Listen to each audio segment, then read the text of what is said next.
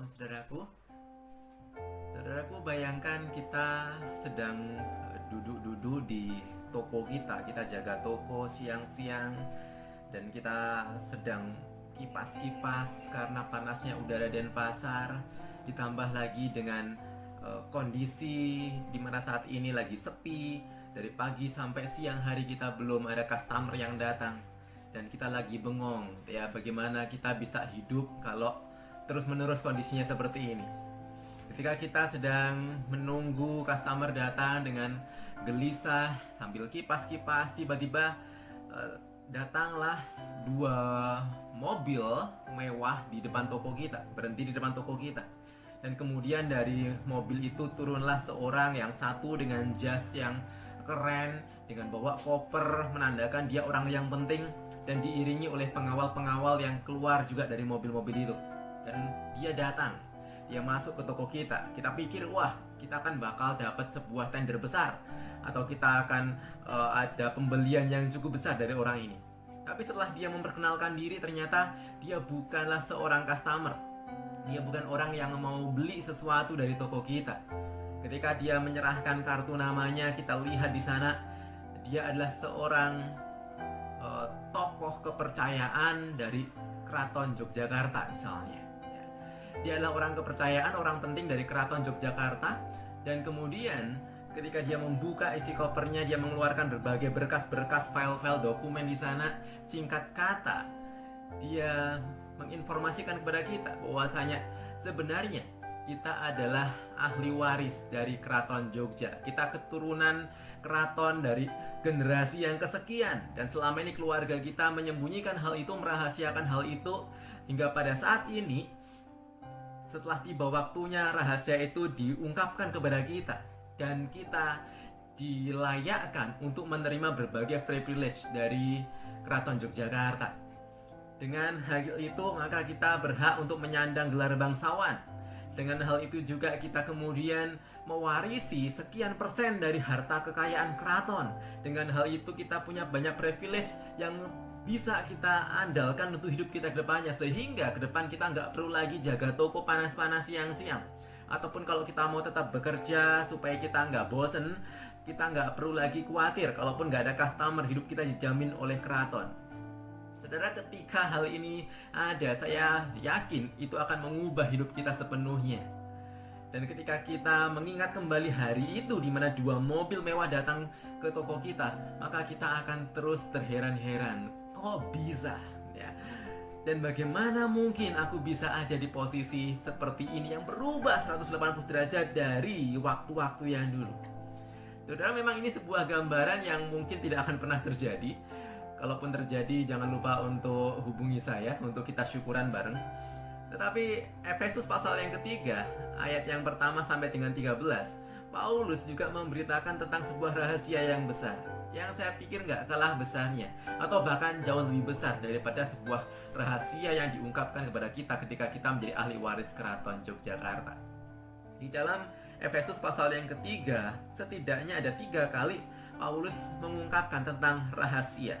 Ayat yang ketiga, yaitu bagaimana rahasianya dinyatakan kepadaku dengan wahyu, seperti yang telah ditulis di atas dengan singkat. Ayat 4, apabila kamu membacanya, kamu dapat mengetahui daripadanya pengertianku akan rahasia Kristus. Ayat yang 9, dan untuk menyatakan apa isinya tugas penyelenggaraan rahasia yang telah berabad-abad tersembunyi dalam Allah yang menciptakan segala sesuatu.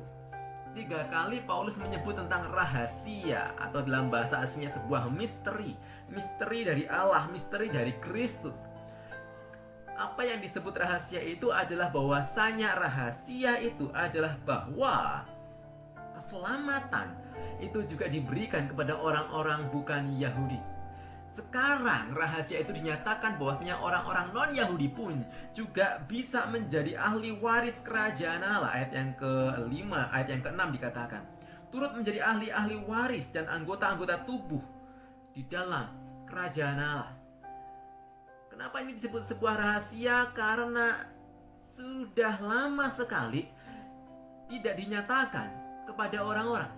Sudah lama tidak dinyatakan kepada generasi-generasi yang terdahulu. Orang-orang pada zaman itu berpikir dan meyakini bahwasanya keselamatan, bagaimana mereka menjadi ahli waris kerajaan Allah, bagaimana mereka menjadi tubuh Allah, anggota tubuh Allah, adalah ketika mereka sebagai orang-orang Yahudi. Mereka keturunan orang-orang Yahudi, keturunan Abraham. Sehingga sudah lama sekali rahasia ini tersembunyi. Dan ketika kita juga melihat bahwasanya ayat yang ke-9 tadi dikatakan telah berabad-abad tersembunyi di dalam Allah, kita juga meyakini bahwasanya keselamatan itu ketika diberikan kepada bangsa-bangsa non-Yahudi, itu bukan sebagai sebuah plan B dari Allah. Ini bukan berarti Allah kemudian mengubah rencananya dari yang dahulu kepada orang-orang Yahudi dan kemudian sekarang pindah kepada orang-orang non-Yahudi atau ditambahkan kepada orang-orang non-Yahudi. Tidak. Ini bukan sebuah perubahan rencana, ini bukan sebuah plan B dari Allah.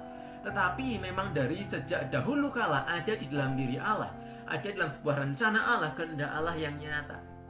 Dan sekarang baru dinyatakan dengan jelas di dalam diri Kristus Yesus.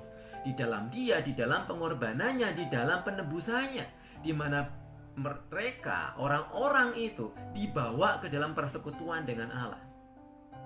Salib Kristus, penebusan Kristus membawa semua orang kepada karya keselamatan di dalam diri Allah.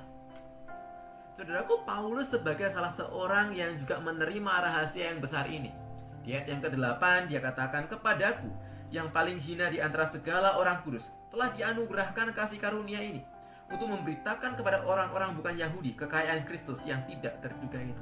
Paulus menyadari dirinya adalah orang berdosa. Sekalipun dia orang Yahudi, sekalipun dia orang Farisi, dia adalah orang berdosa. Bahkan dikatakan dia meyakini dan mengakui dia orang yang paling hina, orang yang paling gak layak. Dan sama seperti orang-orang non-Yahudi yang pada saat itu juga dianggap tidak layak menerima keselamatan, kepadanya justru diberikan anugerah kasih karunia yang besar itu. Dan bukan hanya diberikan anugerah kasih karunia, juga diberikan sebuah tugas penyelenggaraan, tugas pewartaan tentang rahasia ini kepada semakin luas mungkin orang. Itulah kenapa ketika Paulus merenungkan bagian ini, saya yakin dia diliputi dengan sebuah kekaguman, amazed dengan apa yang Tuhan sudah kerjakan. Ya begitu takjub melihat itu yang dia sebutkan kekayaan Kristus yang tidak terduga itu. Dan itulah kenapa ayat 1 sampai ayat 13 ini dibuka dan ditutup dengan sebuah pernyataan bahwasanya sekalipun Paulus ada di dalam penjara, namun dia tidak pernah ragu, dia tidak pernah menyesal akan hal itu. Dia rela ada dalam sebuah kesulitan karena pemberitaan rahasia yang besar itu. Kita bisa melihat bahwasanya hidup yang sudah diubahkan dan digerakkan oleh anugerah itu adalah hidup yang berubah dan berbuah. Hidup yang diubahkan dan digerakkan oleh anugerah adalah hidup yang berubah dan berbuah. Itulah yang nyata di dalam diri Paulus ketika dia meyakini anugerah itu, rahasia yang besar yang dinyatakan kepadanya, maka hidupnya berubah dan kemudian dia juga berbuah untuk juga mewartakan berita itu kepada orang-orang lain. Saudaraku, apa yang dikabarkan dan dituliskan oleh Paulus sebagai sebuah rahasia besar itu tentu saja juga berlaku buat setiap kita. Kita masing-masing yang mendengarkan berita ini juga adalah bukan orang Yahudi. Secara keturunan kita bukan orang Yahudi. Dan kita juga adalah orang-orang berdosa. Kita yang mengakui diri kita orang berdosa, sehingga ketika kita tahu kita orang berdosa, kita bukan orang Yahudi sebenarnya, maka kita tidak layak diperhitungkan sebagai ahli waris kerajaan Allah. Tetapi kita sekarang meyakini dan kita ditunjukkan dengan sebuah kebenaran bahwa kita pun juga diselamatkan di dalam dan melalui Yesus Kristus. Suatu hal yang gak layak kita terima. Tapi entah kenapa saat ini ada banyak orang-orang Kristen yang nampaknya menganggap kemurahan Allah itu sebagai hal yang murahan, yang nampaknya menganggap anugerah itu sebagai hal yang rendah. Ketika mereka diberitakan sebuah kabar baik, sebuah anugerah, sebuah kemurahan Allah di mana mereka bisa selamat, orang-orang nampaknya biasa saja. Nampaknya orang-orang merasa itu tidak menjadi suatu hal yang spesial. Paling-paling responnya adalah, "Oh iya, ya syukur ya." tapi tidak mengubahkan hidupnya, tidak menggerakkan hidupnya. Padahal jika kita sungguh-sungguh merenungkan bagian ini, sungguh-sungguh merenungkan apa yang telah kita terima, hal ini tentu saja jauh lebih besar daripada rahasia kita tadi menjadi ahli waris kerajaan atau keraton Yogyakarta. Ketika kita meyakini bagian ini, tentu saja kita meyakini bahwasanya sebenarnya kita tidak layak, kita nggak qualified, kita tidak memenuhi kualifikasi apapun untuk mendapatkan rahasia itu, untuk mendapatkan sebuah kasih karunia sebagai ahli waris, sebagai anggota bagian tubuh Kristus. Dan kiranya pujian dari Roger Strander itu mengingatkan kita, sebuah pujian yang berjudul Why Have You Chosen Me? Sebuah pujian yang harusnya mengingatkan kita untuk senantiasa mensyukuri akan anugerah ini. Why have you chosen me? Kenapa engkau memilih aku di antara jutaan orang yang ada di dunia ini? Kenapa Tuhan pilih kita? Why have you chosen me? Ketika Tuhan tahu kondisi kita yang terburuk sekalipun, ketika Dia tahu setiap detail keberdosaan kita, kenapa Tuhan pilih kita? Kenapa Tuhan pilih kita? Kenapa Tuhan bahkan mengutus Yesus Kristus untuk mati buat kita, menyelamatkan kita? Sebuah kabar yang tentu saja di luar pikiran kita, yang disebutkan Paulus tidak terduga itu. Sehingga hidup kita tentu saja nggak pernah bisa sama lagi seperti yang dulu ketika kita menerima sebuah rahasia besar ini. Kita nggak pernah bisa sama seperti yang dahulu. Pastinya ketika kita meyakini hal ini, hidup kita dipenuhi dengan ucapan syukur. Waktu demi waktu. Hidup kita dipenuhi dengan rasa syukur yang membuat kita nggak perlu khawatir lagi akan hidup kita. Mungkin dalam pandemi ini kita kesulitan secara ekonomi, kita mengalami pergumulan ini dan itu, tetapi kita nggak khawatir karena hidup kita sepenuhnya dijamin sebagai ahli waris kerajaan Tuhan. Tuhan nggak pernah tinggalin kita. Kalau yang terbesar itu diberikan kepada kita, apalagi kehidupan kita waktu demi waktu, Tuhan akan cukupkan itu. Hidup kita nggak perlu lagi mengejar dunia dengan ini dan itu yang dunia tawarkan, karena kita tahu apa yang kita kejar di dunia ini telah tergenapi dengan sempurna di dalam Kristus Yesus. Hal yang jauh lebih indah daripada apa yang dunia tawarkan. Dan hidup kita nggak pernah bisa sama lagi, karena ketika kita menerima rahasia ini, kita menerima anugerah ini, hidup kita harusnya menjadi sebuah hidup yang diliputi dengan syukur dan kita persembahkan sepenuhnya untuk Allah kita. Apakah berita anugerah ini menjadi sebuah berita yang menggerakkan dan mengubahkan kita? Apakah rahasia ini menjadi sebuah rahasia yang kemudian ketika diungkapkan kepada kita sungguh-sungguh mengobarkan hati kita untuk memuji Allah, untuk menyerahkan hidup kita kepada Dia? Mari kita berdoa. Bapa, ampuni kami ketika mungkin selama ini kami menganggap rendah anugerah. Ampuni kami jikalau mungkin selama ini kami menganggap enteng kemurahan Tuhan. Padahal ketika kami merenungkan bagian ini sungguh-sungguh, maka kami tahu anugerah itu bukan hal yang rendahan. Kemurahan itu bukan hal yang murahan, tetapi sungguh-sungguh menjadi sebuah berita yang luar biasa. Kami yang gak layak, kami yang gak qualified, kami yang gak memenuhi syarat apapun untuk menjadi anak Tuhan, Engkau angkat kami. Bahkan ketika Engkau tahu yang terdalam di dalam hati kami yang berdosa, Engkau mau angkat kami dan pulihkan kami.